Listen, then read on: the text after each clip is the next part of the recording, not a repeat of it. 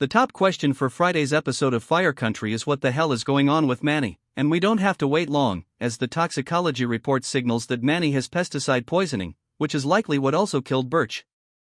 It puts Eve on the case of solving who exposed her guys to the pesticides and tried to cover it up. Meanwhile, Vince and Sharon make the tough call to put Walter in full-time memory care.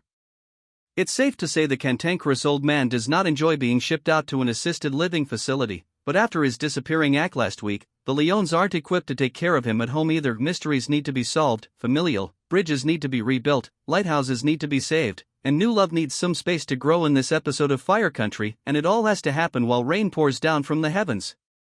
Everyone has something to do in this episode, and it sets up some major storylines for the back half of the season. The treatment for pesticide poisoning involves putting Manny on some scary antibiotics, including a nerve blocker to help his respiratory system. The goal is to avoid organ failure, according to the toxicology doctor. Cue Gabs being righteously concerned. When Eve returns to 3 Rock, her entire crew has come down with pesticide poisoning. She still doesn't know whether the grounds or a previous job may have had pesticides, but first, she needs to get all the prisoners to the hospital before they end up like Birch. Eve eventually realizes the well water is the source of the poison as she tends to her team. She confiscates all of their water bottles and orders testing, but every guy at the camp is down bad. Eve takes the information to Sharon for help, and Sharon figures out that a major chemical company, Oxalta, is poisoning the well.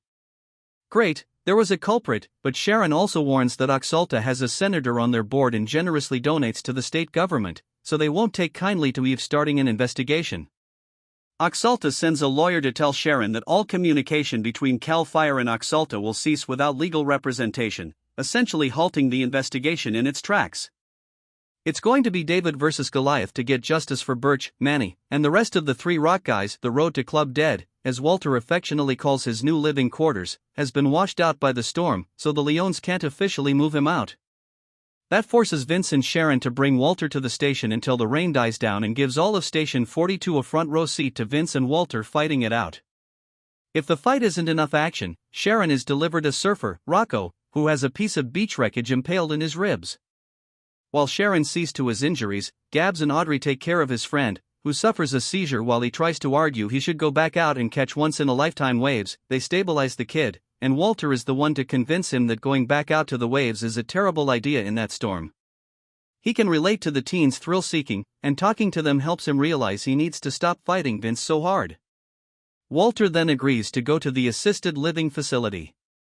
The painful experience leads Vince to preemptively forgive Bode if he's ever forced to put him in a home. Thanks for watching.